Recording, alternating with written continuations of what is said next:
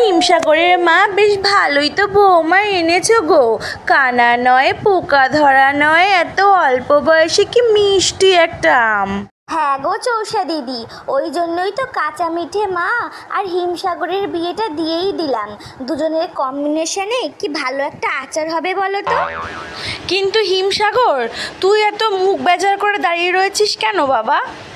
না না, আসলে আমার মুকুলটা বিয়ের নিয়মগুলো পালন করতে করতে একটু ক্লান্ত হয়ে গেছে তো, তাই আর কি। চলো আমরা এখন যাই, ওদের একটু আলাদা ছেড়ে দিই। উফ মা, তুমি না আর আমাকে মুকুল বলে ডাকবে না। আমি যথেষ্ট বড় হয়েছি, আমি এখন আম। তাছাড়া আমি আগেই বলেছি যে আমি এই বিয়েটা। চুপ কর। যত বড় বোটা নয় তত বেশি আঠা। অল্প বয়সে বেশি পাকিস না, স্বাদ ভালো হবে না বলে দিলাম। আচ্ছা আচ্ছা থামো, এখন চলো আমার সাথে। কাল বউ ভাতের আয়োজন করতে হবে তো নাকি? দেখো কাঁচা মিঠে, আমি শুধু আমার বাবা মার জোর করাতে তোমায় বিয়ে করেছি। এর থেকে বেশি কিছু আশা করবে না আমার থেকে। আমি শুধু আমার আম্রপালিকেই ভালোবাসি। আমি তোমার সাথে মিলে আচার হতে চাই না, আমি আম্রপালির সঙ্গে মিশে ম্যাঙ্গো জুস হতে চাই। কি বললে? তুমি আমার মতো একটা ভালো জাতের আম ছেড়ে ওই হাইব্রিড মালটার পেছনে পড়ে আছো?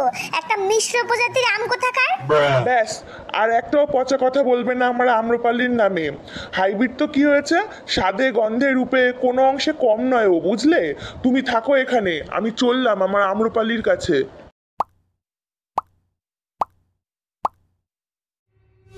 চোষানা মল্লিকা না নই নই রে ফজলি, খেলি চিনিমিনি চিনিমিনি চিনিমিনি মন নিয়ে আম্রপালি। আম্রপালি, এই তুমি তুমি এখানে কি করতে এসেছো? আজ তোমার ফুলসজ্জা তো, যাও ওই ওলাউঠি কচি খুকি কাঁচা মিঠের কাছে যাও।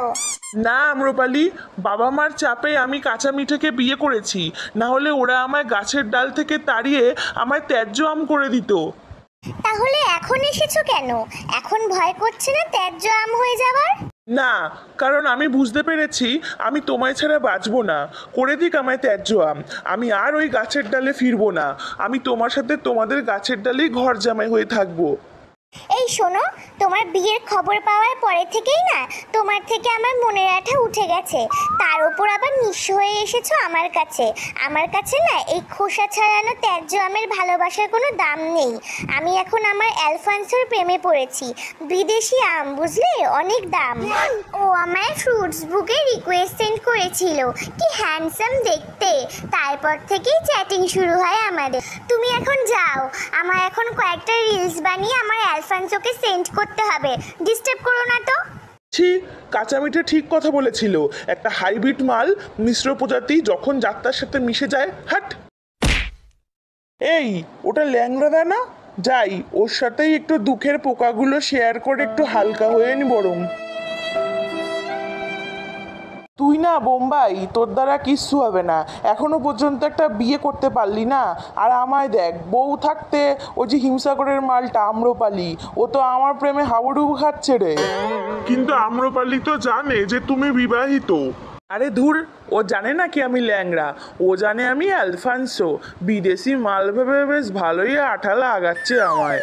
এই দেখ, ফ্রুটস বুকে অ্যালফান্সোর নামে ফেক অ্যাকাউন্ট খুলে বেশ ভালোই চ্যাটিং চালাচ্ছি আম্রপালির সাথে। কিন্তু ল্যাংড়াদা, মল্লিকা বৌদি যদি জেনে যায় তাহলে? বাদ দে তো, সবসময় মনে রাখবি, ডর কে আগে জিত হ্যায়। আরা বেটা ল্যাংড়া, আজ তোর প্রেম পর্ব শেষ করব আমি। এখন এই প্রমাণ সহ মোবাইলটা যাবে মল্লিকা বৌদির কাছে, আর আমি যাই আমার কাঁচা মিঠের কাছে। আর বাকি রইল আম্রপালি, তুই থাক তোর ওই ফেক অ্যালফান্সো বিদেশি ল্যাংড়ার আশায়। কি দিল তো তোমার আম্রপালি ভালোবাসার খোসা ছাড়িয়ে? তুমি ঠিক বলেছিলে কাঁচা মিঠে, ওই আম্রপালি আমার ভালোবাসার যোগ্যই নয়। আজ আমি ভালোভাবেই সেটা বুঝতে পেরেছি। আমি তোমার সাথে মিশেই আচার হতে রাজি বউ।